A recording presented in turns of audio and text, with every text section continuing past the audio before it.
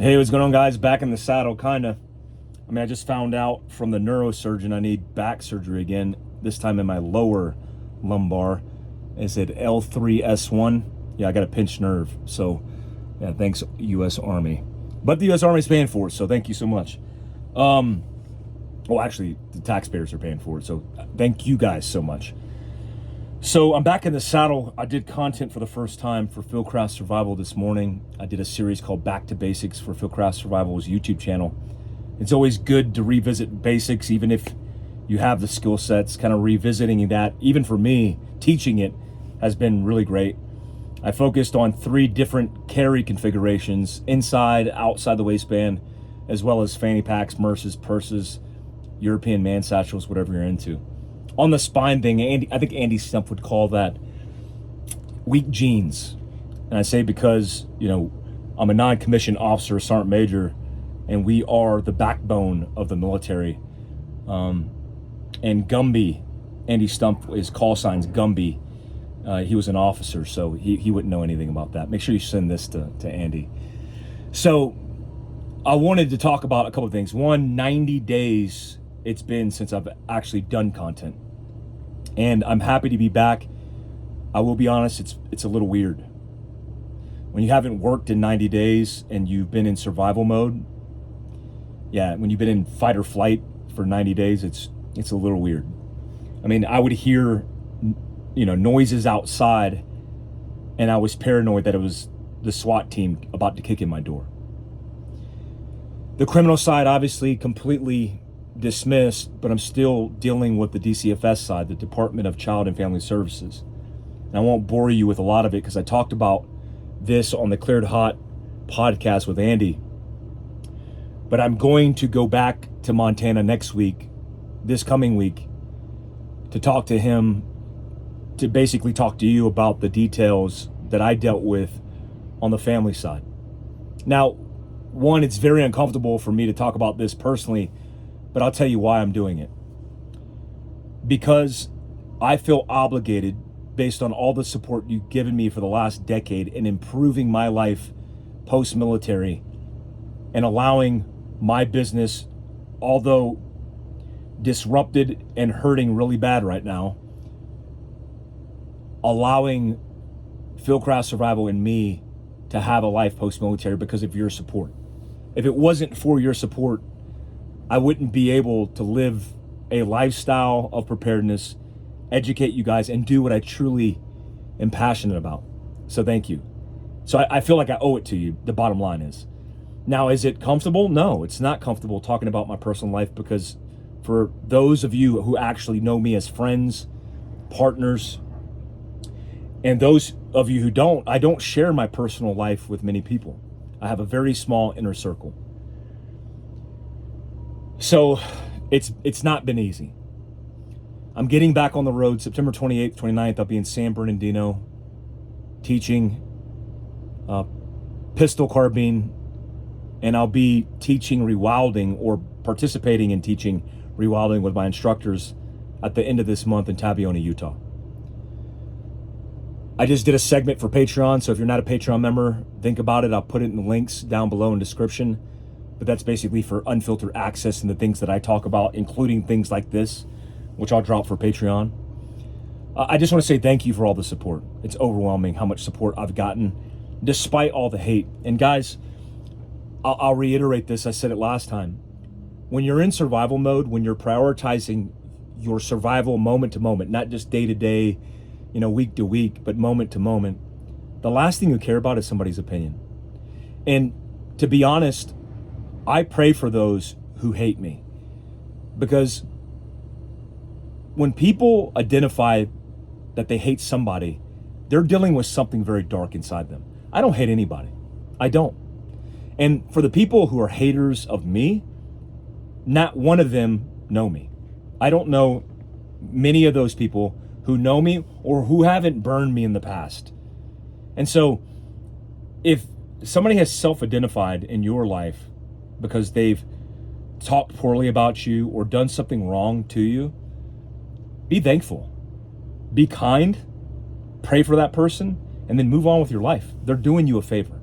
So I'm thankful for all the interactions that I've had, both positive and negative. I wanted to talk to you guys about a couple things. One, in doing this book research, I've asked a couple questions of people, including in my close network, about the 5 attributes they find they look for in a friend or a member of a tribe. Now, the reason that's important is because a lot of people have a circle in this sum of 5, the 5 closest people to you that you don't hold accountable for the principles and the values and the ethics that you want in friends. So you'll say, I want a loyal friend. I want somebody who's kind to others and kind to me. But then you'll accept bad behavior. And then you'll continue to live with that and for it to be toxic for years to come. But it's also just as important to identify what kind of person you want as a friend in your tribe to further understand what kind of person you need to be. I haven't been the best friend. I haven't been the best person in my life when it comes to being an asset, a good friend for the members of my tribe. I would say for those that are closest to me, the sum of 5, those 5 closest human beings, near and dear to my heart, I have been those things. But it's always good to get an azimuth check and identify what you want in those people or from those people as a member of your tribe, and for self-correcting and azimuth checking you, because we all need the azimuth check. We all need it. I've identified a couple that I'll talk about now, but I also want you guys, in thinking about this in your own tribe, to think about catastrophe, the worst case scenario. Everybody wants a good friend on a good day. But who's your friend on a bad day? It's like I talk about the technical aspects of preparedness. Everybody wants to train for chests and tries because it's easy to go into the gym and do what you love and do what's easy. But in catastrophe, every single day is leg day. So when you're looking at members of your tribe and everything is great, you guys are living your best lives, you're all successful. What happens when it's catastrophic? When there's a disaster? When you lose a friend? When you lose a family member? When you lose a dog? Who's going to be there for you? That's what I'm really focused on. That's what I'm talking about.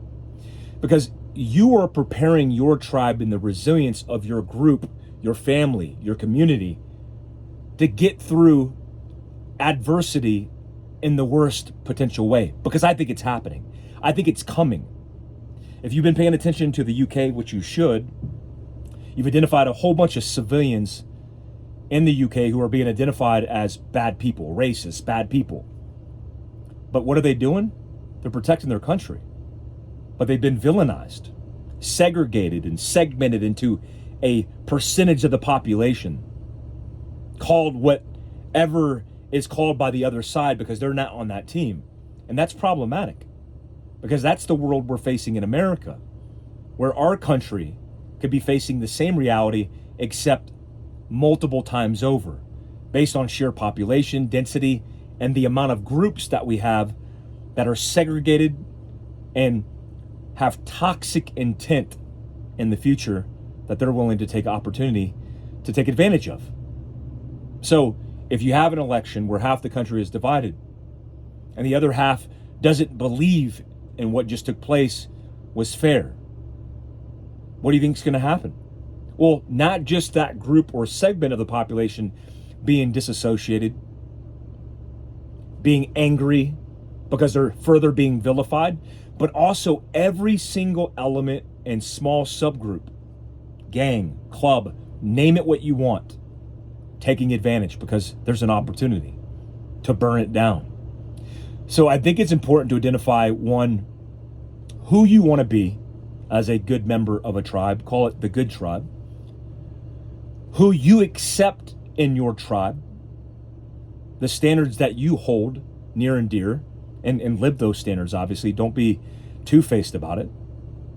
And also building that asset, that community asset, starting with yourself, your family, and your community, to be more resilient when things hit the fan. Because the reality is, it's going to happen. I predict things burning down to the ground. I'll talk about that in a later video, but I wanted to just throw that at you. You need to focus on the good tribe. Do you have a good tribe? You're the culmination of those 5 closest people to you. Are they good people? Are they crappy people? Start making selections. Start assessing and selecting those friends, keeping them near and dear, and shed the rest. Trim the fat.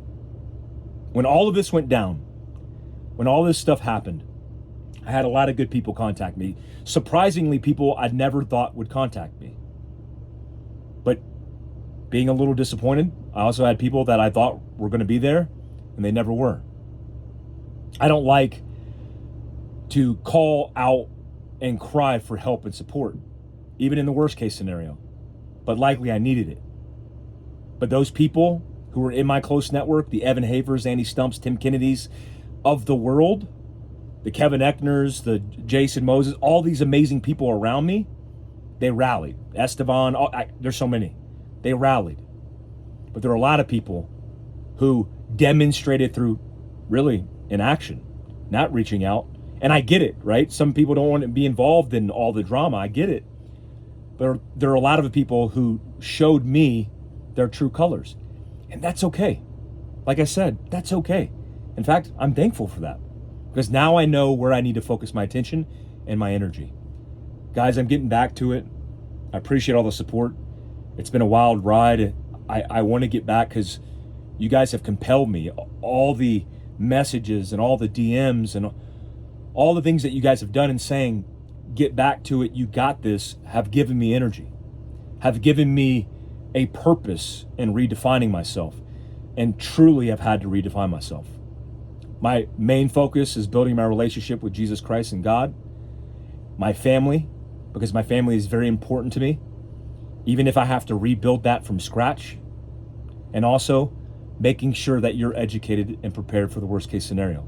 It's always brought me profound purpose, and I'll continue that mission because I love you guys. I hope you're having a good day.